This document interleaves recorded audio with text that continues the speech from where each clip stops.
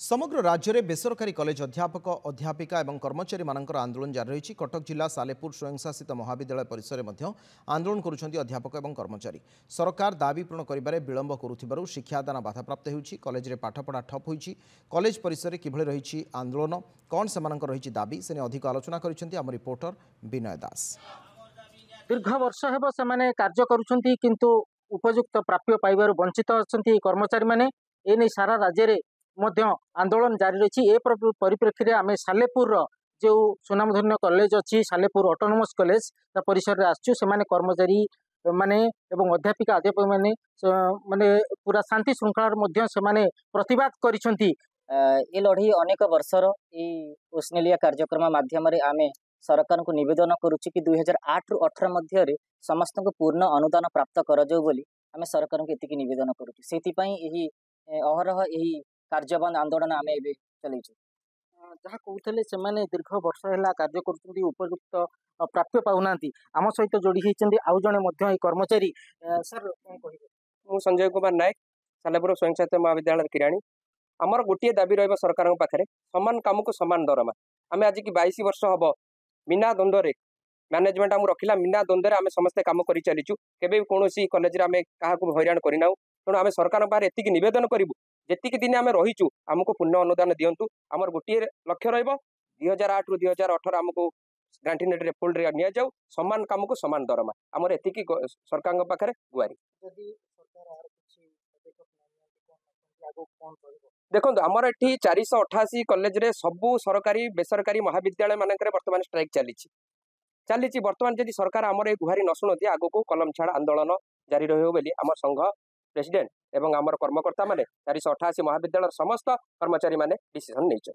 निश्चित भाव जहाँ कहते जदि यार एमानकर दाबी पूरण न हुए आगामी दिन में ये आंदोलन जोरदार करा जिवो। कलम छाड़ आंदोलन करा जिवो एवं ए नै कि मध्य पाठ पढ़ार मध्य पिला मानकर मध्य व्याघात रहुछि। सीधा सड़क भाव आम कहवा आउ जनक मध्य जो मैडम अछंती मु Harpriya Singh junior clerk Salepur autonomous college दीर्घ 22 वर्ष धरी ए कॉलेज रे जूनियर क्लर्क भाव काम करुछि। किंतु गत 10 वर्ष धरी बारंबार आमर प्रस्ताव सरकार पाखक गले मध्य से माने आमर कौनसी कथा शुणुना कि आमको जीआईएफ होल्ड को नौना। आमे पुणी वर्तमान सरकार पाखे अनुरोध करुचु। आमे जेहेतु सब बेले 7 घंटा 8 घंटा धरी कॉलेज रे आम अथॉरिटी हमको जो काम कहते आम सब काम